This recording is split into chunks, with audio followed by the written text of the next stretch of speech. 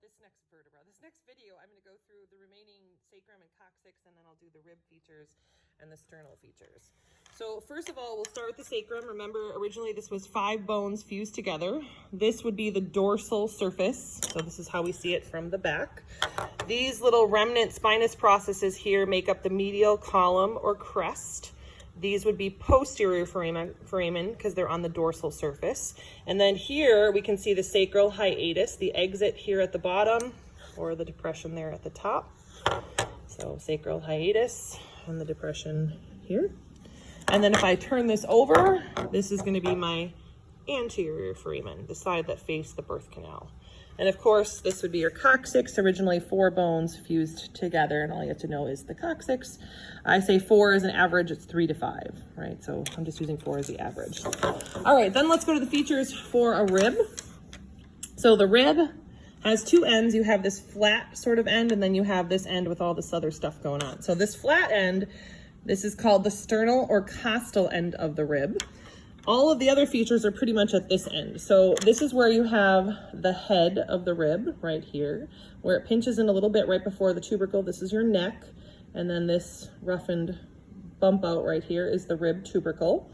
At the tip of the head, you have this little depression area. So this guy right here, right? That is the fovea or the pit at the head of the head of the rib for the costal cartilage. And then you're going to have the majority portion here, of course, is the body. If we turn this kind of correctly here, you see this little indentation along the bottom here.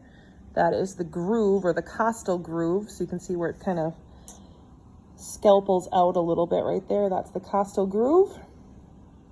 And then, of course, this turn, as I hold it from this angle, you can see this better. This turn is called the costal angle. So body as a whole, costal groove, the notch out at the bottom, costal angle right here. All right, then moving to the sternum. You've got 3 bones that fused to make the sternum, the manubrium, the top portion here, the body, the majority portion, and the bottom upside down triangular looking structure, which is your xiphoid process. So then we're going to have at the top of the manubrium, the middle notch right here is the jugular notch.